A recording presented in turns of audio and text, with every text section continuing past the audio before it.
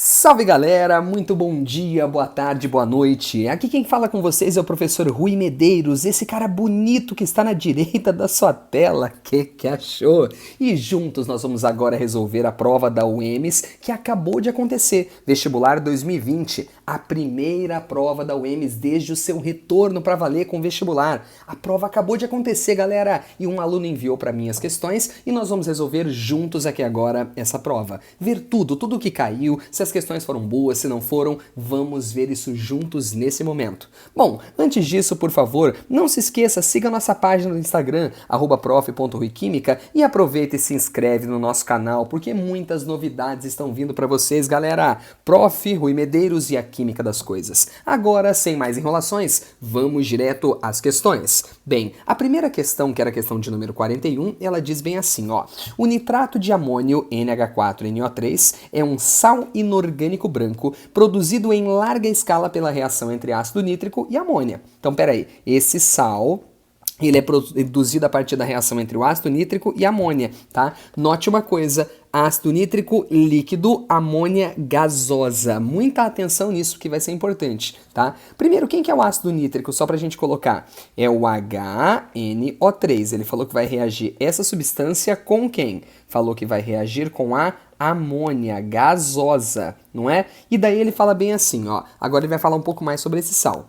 Sua principal utilização é como fertilizante agrícola, mas também pode ser utilizado na fabricação de explosivos. E daí ele fala, o nitrato de amônio puro possui energia de explosão de até 1.100 kcal por quilo e pode atingir mais de 4.500 metros por segundo de velocidade de detonação, que é a medida da velocidade de deslocamento de massa de ar causada por um explosivo. Considerando as informações de que aproximadamente 2.750 toneladas de nitrato de amônio estavam estocadas no porto de Beirute, a explosão pode ter liberado até 3 bilhões de quilocalorias de energia, a uma velocidade de 4,5 km por segundo.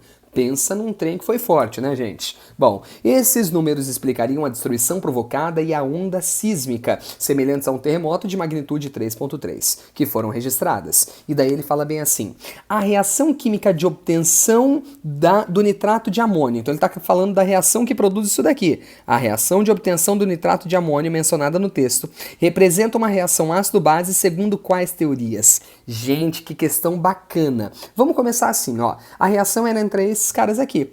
Aqui o ácido nítrico, que você vê na esquerda da sua tela, ácido nítrico, e ele fala que reagiu isso com a amônia. Amônia que é NH3. Bom, a reação entre eles tem que produzir quem para nós? O NH4NO3, que é um sal, é um composto sólido, tudo bem? Esse daqui então é o nitrato de amônio. Agora deixa eu te falar uma coisa muito importante aqui. Preste atenção. O que você tem que perceber? Bom, essa reação, em primeiro lugar, ela não aconteceu em água. Ela não aconteceu em fase aquosa. Então a gente não pode considerar essa daqui uma reação ácido-base segundo a teoria de Arrhenius. Não tem água por aqui. Então as alternativas A e B já estão furadas. Esqueça Arrhenius, não tem como ter Arrhenius. Ficamos entre Bronsted e Lewis, Bronsted ou somente Lewis. Agora, deixa eu falar uma coisa para você. Preste atenção. O que aconteceu nessa reação basicamente? Eu vou dizer para você. O que aconteceu foi o seguinte, ó.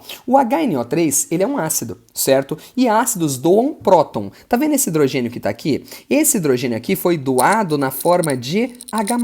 Então, basicamente, olha o que aconteceu. Quando esse cara doou o H+, o que acontece? Bom, se ele doou H+, sobrou o NO3-, correto? Agora junta NH3 com H+, NH3 com H+, vai dar o que para nós? Vai dar um NH4+. E a união desses dois caras produz pra gente qual substância? O nitrato de amônio. Então o que a gente pode dizer que aconteceu por aqui? Preste atenção.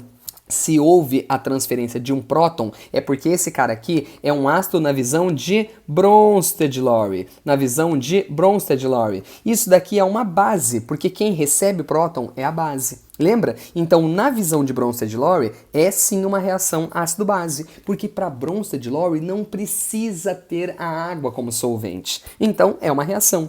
Agora, você está lembrado de uma coisinha aqui, ó, já para a gente simplificar essa questão. Essas são as teorias de ácidos e bases, ó. Aqui vamos supor que seja a teoria de Arrhenius. É a menorzinha de todas. Depois, em seguida, nós temos a teoria de Bronsted-Lowry. Tudo bem? De Bronsted-Lowry.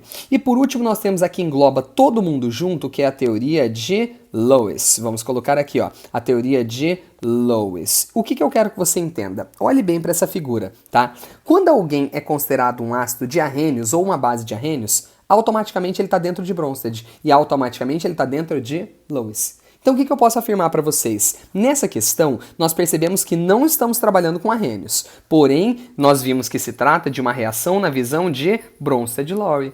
Mas toda reação ácido-base na visão de Bronsted-Lowry está incluída dentro da teoria de Lewis. Logo, a nossa resposta tem que englobar essas duas, a visão de Bronsted e a visão de Lewis. E é por isso que a resposta é a letra C. Aí você deve estar pensando assim, Rui, mas como que essa reação é uma reação na visão de Lewis? Lewis fala de par de elétrons. Então, vocês estão lembrados que o nitrogênio é da família 5A, então ele tem um par de elétrons livres. Esse H+ está precisando de um par de elétrons. Então, ó, esse cara cede um par de elétrons para o H+. Então, quem cede é base de Lewis. Quem recebe é o ácido de Lewis. Então, na visão de Lewis, isso aqui é sim uma reação ácido-base, ok? Mas se você soubesse essa ordem daqui, você mataria a questão tranquilamente. Vamos para a próxima? Questão muito boa, tá? Questão de número 42. Vamos lá? No Médio Rio Tapajós, nos municípios de Itaituba e de Trairão, no Pará, o povo indígena Munducuru, ou melhor, Munduruku, está sofrendo com o impacto do mercúrio, usado largamente em atividades de garimpo.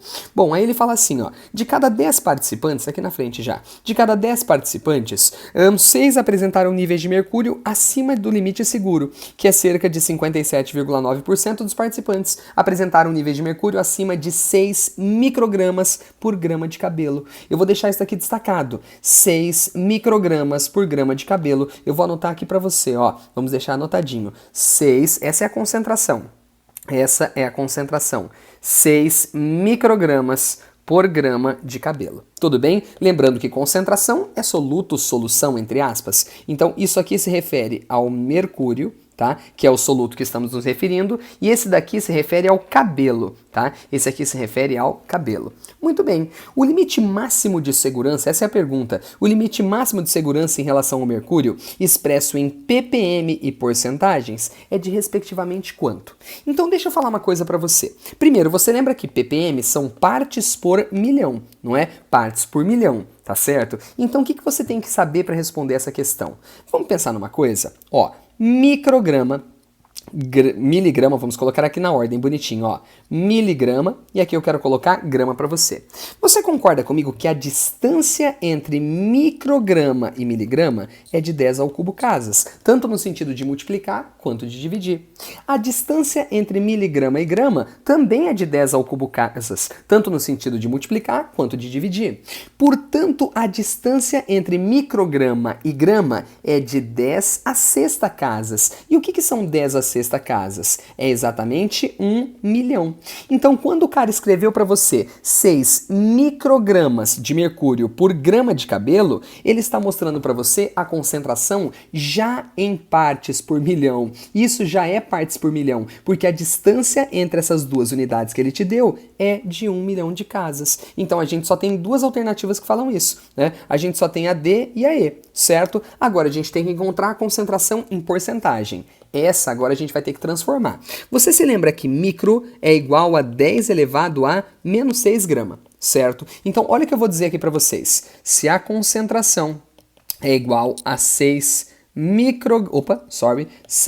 microgramas por grama de cabelo, eu posso dizer que é o mesmo que 6 vezes 10 a menos 6 grama de mercúrio, tá? Para cada 1 grama de cabelo. certo? É basicamente essa ideia que nós temos. Então nós podemos fazer aqui uma continha, tá? Podemos fazer uma regra de 3. Veja se você entende. Ó, eu vou relacionar o mercúrio com o cabelo. Veja se você entende a lógica da minha regra de 3. Nós sabemos que 6 vezes 10 a menos 6 gramas de mercúrio, né, estão presentes em 1 grama de cabelo. Em 1 grama de cabelo.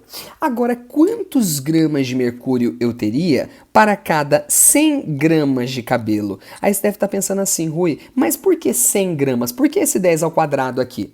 Porque, gente, eu estou falando em porcentagem. Então, ó, nós temos 6 vezes 10 a menos 6 partes para cada uma parte. Agora, quantas partes de mercúrio nós teríamos por 100 do outro? Ou seja, estamos falando de porcentagem, por 100. Então tá, agora é só a gente fazer essa continha. X vai ser igual a quanto aqui no caso? Vamos colocar a resposta aqui. X será igual a 6 vezes 10 a menos 4, tudo bem? Gramas de mercúrio, tá certo? Por 100 gramas de cabelo. Ou em outras palavras, o que a gente pode dizer? Que isso é o mesmo que 6 vezes 10 a menos 4% em massa. Acabou. Então essa questão, uma questão muito boa, tinha como gabarito aqui para nós a letra D de dado. Então a prova da UEMS veio para ficar, hein? Gostei dessa questãozinha, muito boa. Agora a gente vai para de número 43. Vamos lá? Pesquisadores das universidades Unifesp e UFS, em colaboração com a UFSCar, estão desenvolvendo materiais magnéticos que poderão auxiliar na remoção do petróleo cru da superfície da água em caso de derramamentos, como o que atingiu as praias do litoral brasileiro em 2019. O material desenvolvido na Unifesp reúne em sua composição nanopartículas de magnetita. Preste atenção. Quem é a magnetita? Fe3O4. Fe3O4. E resíduo de biomassa de levedura proveniente de processos de fermentação na indústria de etanol. Ótimo. Os resultados indicaram que o material foi capaz de remover após o contato de 2 minutos entre 55% até 89% da quantidade do óleo de motor usado presente nas amostras. O material utilizado para absorver o óleo na água foi retirado por um ímã de neodímio. Olha aqui, ó, por um ímã de neodímio. Muito bem. Então ele fala assim, ó, a classificação química da magnetita e o nome do processo de separação de misturas utilizado na retirada do material são respectivamente quais? Em primeiro lugar, deixa eu te falar. Olha aqui, ó. Fe3O4. Qual que é a classificação dele? Meus lindos, essa classificação X3O4 é a classificação que a gente viu na aula, tá? Para o que nós chamamos de óxido duplo, tá? Óxido duplo, misto ou salino. Tem todos esses nomes aqui, ó. Óxido duplo, misto ou salino, tá? Por que esse cara é assim? Porque, na verdade, o que é o Fe3O4? Ele é a união do FeO, que seria o óxido de ferro 2, com o Fe2O3, que é o óxido de ferro 3. Junta isso tudo, ó. Ferro com 2 ferros, Fe3. Um O com 3 Os, O4. Então esse cara é um óxido duplo. Então a gente já elimina quais alternativas aqui, ó? Elimina AB, elimina AE. Ótimo. Agora a gente tem que falar o nome desse processo de separação, né? Como que se chama esse processo de separação de misturas? É aí que tá. O problema é o seguinte, esse processo de separação que ele vai fazer é uma separação magnética. Ótimo. Separação magnética, você vai lá e marca letra D de dado. Porém, se você pegar alguns livros, né, eles vão trazer separação magnética como sinônimo de imantação. Então a gente também tem que marcar a letra A. Xiii! E esse magnetização, eu não lembro de ver em livro nenhum, tá? Não é comum de ver, mas eu já diria para você que A e D são respostas corretas. Separação magnética ou imantação é tudo a mesma coisa em termos de nome de processo. Eu acho, minha opinião, eu acho que eles vão vir com gabarito com a letra D de dado, né? Mas nós teremos que entrar com recurso por conta desse nome, que inclusive livros didáticos trazem pra gente, ok? Então provavelmente essa questão vai ser anulada. Provavelmente ela vai ser anulada. Uma pena porque ela foi muito bonitinha, tá? Agora vamos lá, próxima questão. Bom, a próxima era bem podrinha. Quer ver? A entalpia correspondente à energia interna que as moléculas de uma substância possuem. Essas apresentam variações. A lei de Hess estabelece que a variação de entalpia em uma reação química depende apenas dos estados inicial e final da reação, independentemente do número de reações. E ele dá um diagrama, ó, A, B e C. Então aqui está o ΔH1, aqui está o ΔH2, aqui está o ΔH3. E o cara fala bem assim para você, sabe-se que a entalpia final é 454 kJ e sabe-se que a entalpia inicial é de 124. Qual é a variação de entalpia dos pontos de A para C? Cara, olha aqui, se ele me deu o final inicial, como é que a gente calcula? Ora, ΔH é igual à entalpia final menos a entalpia inicial, independentemente do caminho que a reação tomou. Não interessa que ele passou por B, é só isso. Então a variação de entalpia vai ser igual à final, que é 454 kJ, menos a inicial, que é igual a quanto? 124 kJ. Portanto, o nosso ΔH é simplesmente esse resultado. 454 menos 124, que vai dar para nós quanto? Mais 330 quilojoules. Essa é a nossa resposta. Ah, FAPEC, não faz isso comigo não, essa daqui não, né? Por favor, questãozinha muito besta. Então agora a gente vai para a última daqui, uma questão bem bacana. Quer ver? Etilenoglicol foi encontrado na cervejaria Belo Horizontina da Baker, que é investigada pela contaminação da bebida relacionada com a doença nefroneural, que já faz pelo menos 11 vítimas em Minas Gerais. O metabólito, né? Não sei, nunca ouvi esse termo metabólico, não sei, eu sempre ouvi metabólito, mas enfim, o metabólico, sei lá, produzido na oxidação total, aqui está um importante passo nessa questão, pela oxidação total desse álcool no organismo, causa sérios danos, especialmente nos rins. A fórmula molecular desse metabólico é qual? Bom, vamos lá, o que vai acontecer? Deixa eu falar para você. Quem que é a substância? Estamos falando do etilenoglicol. Etilenoglicol é o etano 1,2-diol. O que é isso? É aquele álcool formado por dois carbonos, né? Ó, CC, aqui eu vou colocar um OH, tá certo? Vou até colocar em cima para ficar melhor de você enxergar uma coisa, tá? OH no carbono 1 e OH no carbono 2, desse jeito que você tá vendo. Aqui eu vou colocar 2 Hs, aqui eu vou colocar 2 Hs.